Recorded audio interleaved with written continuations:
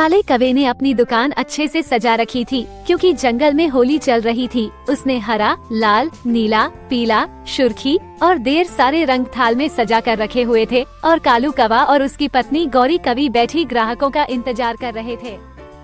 कालू, वो लाल रंग में केमिकल अच्छे से मिला दिया है ना? हाँ, मैंने रंग गहरा करने वाला केमिकल अच्छे से मिला दिया है। कालू, यही तो 4 दिन होते हैं हमारे। पूरे साल का मुनाफा इन्हीं 4 दिनों में इकट्ठा करना है। और हाँ, लाल रंग थोड़ा सस्ता करके देना और पिचकारी डबल करके बेचना, क्योंकि इस साल जंगल में और तो कोई दुकान है नहीं। सभी पक्षी हमारे पास ही आएंगे।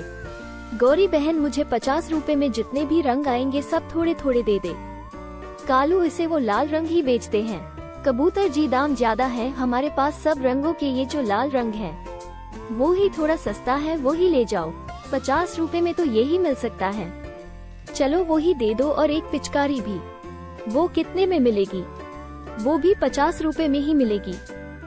गौरी और कालू, कुछ शर्म करो, 20 रुपए की चीज है, तुम 30 में दे दो। मरना नहीं है क्या तुम्हें जो 50 में बेच रहे हो? गंदी आंखों वाले कबूतर, हम काहे की शर्म करे?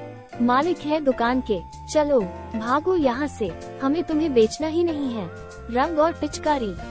लेकिन कबूतर को तो अपने बेटे के लिए रंग और पिचकारी लेनी ही थी, क्योंकि वो अपने बेटे से वादा करके आया था। और फिर कबूतर गौरी कवि से कहता है, नहीं नहीं गौरी बहन, आप तो गुस्सा ही कर गई, तुम्हारा माल है, जैसे जी चाहे बेचो। हम कौन होते हैं बोलने वाले? वो तो बस मेरे मुंह से ऐसे ही बात निकल गई। ये लो 50 का रंग और 50 की पिचकारी और 50 रुपए और दो, और अपना मुंह थोड़ा सोचकर खोला करो। गौरी कहते हैं लोग मुझे, गौरी मालकिन हूँ इस बड़ी सी दुकान की। मम्मा, क्या मुझे इस दफा भी रंग और पिचकारी नहीं मिलेगी? क्यों नहीं मेरे बेटे, इस दफा तो मैंने पहले ही अपने बेटे के लिए कुछ रुपए जमा किए हुए हैं। मैं कल ही अपने बेटे को ले दूंगी ढेर सारे रंग। और वो दोनों माँ बेटे बातें करते करते सो जाते हैं। दूसरे दिन कुकू और चिड़िया कालू और गौरी की दुकान पर जाते हैं। आज तो रानू चिड़िया भी रंग खरीदेगी। क्यों नहीं गौरी बहन, होली पर तो सभी रंग खरीदते हैं। मैं भी रंग खरीदूंगी, पूरे 50 रुपए लाई हूँ। मुझे 50 रुपए में थोड़ा थोड़ा सभी रंग और पिचकारी दे दो।